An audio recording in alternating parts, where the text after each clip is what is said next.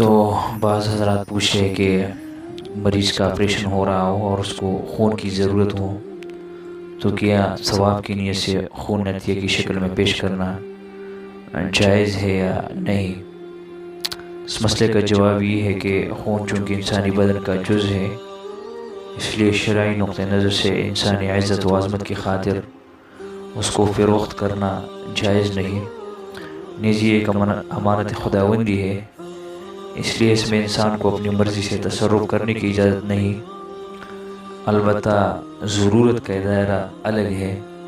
چنانچہ اگر کسی مریض کو خون کی ضرورت ہو اور ماہر ڈاکٹر کے بقول اس کی زندگی کو خطرہ لاحق ہو اور خون چڑھانے کے علاوہ کوئی دوسری متبادل دوا بھی میسر نہ ہو تو ایسی صورت میں بغرض تداوی کسی کو خون دینا شرعاً جائز ہے۔